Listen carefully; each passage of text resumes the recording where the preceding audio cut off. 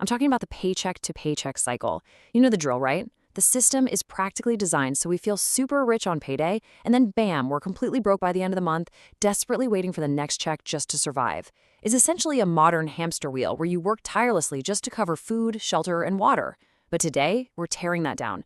We are setting up a powerful, purely mathematical framework to escape it entirely. It's called the 25-15-50-10 rule. Here is the game plan. We're going to break down your income into a highly organized system across 5 distinct sections. The 1% mindset, 25% to fuel your growth, 15% for ultimate stability, 50% for true essentials, and finally 10% for guilt-free joy. Let's get to it. Section 1, the 1% mindset, and why a standard salary just isn't enough. To really get this, we have to look at the hard numbers regarding who actually holds the wealth in our society. Check out this distribution.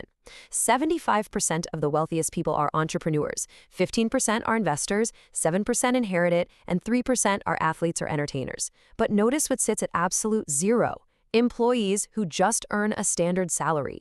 0%. The top 1% all share one non-negotiable trait: they own things. Entrepreneurs own businesses, investors own assets, inheritors own trusts, athletes own rare skills. So the absolutely crucial takeaway here is that to break free from the trap of endlessly paying bills and waiting for the next payday, we've got to shift our entire focus from merely earning to actively owning. Because if you don't own something that generates value, the system owns your time, period. It is not about how much money you make, it's entirely about how you manage what you make so you can buy assets that work for you in the background while you sleep. Moving right along to Section 2, 25% to fuel your growth. These are the assets that do the heavy lifting for you. And honestly, the math here perfectly illustrates the massive cost of waiting. Let's look at Billy and Phil. Billy started investing just $200 a month when he was 20. Phil waited until he was 30 and then tried to catch up by investing $300 a month. Fast forward to age 60, Phil actually put in more of his own out-of-pocket cash, $108,000, compared to Billy's $96,000. But look at those final returns. Assuming a 10% average return, like from the S&P 500, Phil ends up with about $678,000. But Billy? He ends up with a staggering $1.26 million. No way, right? Billy invested $12,000 less of his own money, but walked away with nearly $600,000 more. Time and compound growth are literally your greatest assets. So how do we actually execute this growth? You've got to follow these 3 actionable steps. First, select your assets. For most of us, low-risk index funds tracking the S&P 500 or global markets are the perfect foundation. You're basically just buying a slice of the whole market. High-income skills like coding or sales are also phenomenal assets to invest in. Second, you must set up tax-advantaged accounts. If you don't do this, you're voluntarily handing over thousands in unnecessary taxes. Use things like a Roth IRA or a 401k in the US, or a stocks and shares ISA if you're in the UK. And third, automate the whole shebang. Set up a transfer straight from your bank to your investment platform on payday so you never ever even see the money. All right, Section 3, 15% for ultimate stability, which is all about protecting your progress. Because, well, as we've learned from a pretty harsh story about a blown-up VW Golf engine spiraling into debt, growth means absolutely nothing without a safety net. You know, most people don't actually have a money problem, they have a stability problem. One unexpected bill drops and everything crumbles. So your bulletproof safety net is calculated by taking your bare bones monthly baseline expenses. We're talking rent, groceries, basic utilities, and multiplying them by exactly 5. 5 months of baseline expenses. That is your magic target number for ultimate stability. Now, to store the stability fund correctly, you must strictly adhere to 3 rules. First, it has to be easy to access, meaning you can get it into your checking account in under 24 hours. When things go sideways, you need speed, not a 3-day waiting period. Second, 0 risk. Never, ever put your emergency fund into the stock market or crypto. Keep it safe. And third, it must always earn. If it just sits in a dead checking account, inflation is going to eat it alive. Put it in a high-yield savings account earning around 4 to 5%.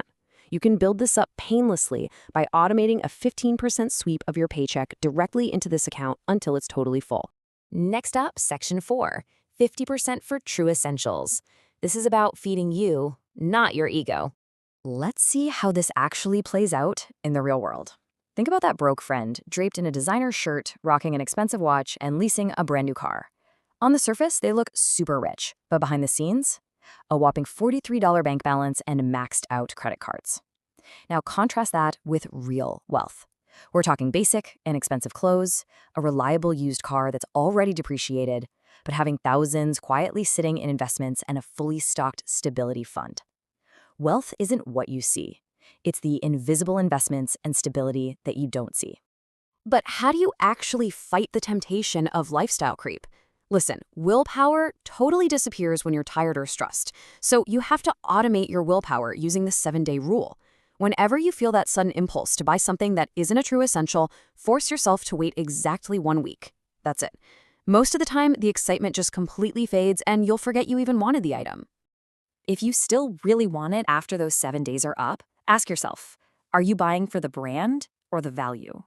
If it's just for the brand, you're just paying for marketing. Wealthy people focus heavily on cost per wear. Think about it. A $60 pair of boots you wear 100 times, that is 60 cents per wear. Incredible value.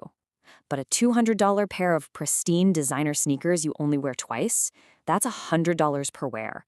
Honestly, it's a terrible investment. Always pay for quality, not hype. Which brings us to the final piece, Section 5, 10% for guilt-free joy. This is how we prevent financial burnout. Complete deprivation is a total killer, and it leads straight to financial burnout. The source material shares this wild story of someone working so relentlessly to build wealth, completely ignoring vacations or downtime, that they ended up with a severe case of stress-induced shingles. Saving without any joy starts to feel like a prison sentence, so you must proactively invest in guilt-free categories. Travel to de-stress, hobbies to keep your passions alive, nights out to maintain your social network, and meaningful gifts to strengthen your relationships. This 10% is basically the cheat meal that makes your financial diet sustainable over the long haul. To execute this properly, you need to pre-load the fun by setting up a dedicated joy jar. This is a separate bank account that gets its 10% automatically deposited every single month. When you spend from it, you spend completely without guilt because you already know your growth, your stability, and your essentials are totally handled. But here is the golden rule. When the joy jar hits 0, you're done. Until next month, no borrowing from your other buckets. This little trick forces you to prioritize truly memorable experiences over fleeting impulse fat. When you zoom out and look at the whole picture, this master plan shows exactly how your income should be divided. 25% is actively building your future assets. 15% is a fortress protecting your downside. 50% ensures you're living reasonably within your means, and 10% guarantees you are actually enjoying the ride. It's a complete, holistic system. So as we wrap up this explainer, I want you to take a hard look at your last paycheck and ask yourself a really tough question. Are you going to keep working for money, or are you finally going to build the system that makes your money work for you? Because taking action today, setting up these very buckets, and making that crucial shift from an earner to an owner is the only mathematical way to finally escape the cycle and join the 1%. The system is entirely in your hands now.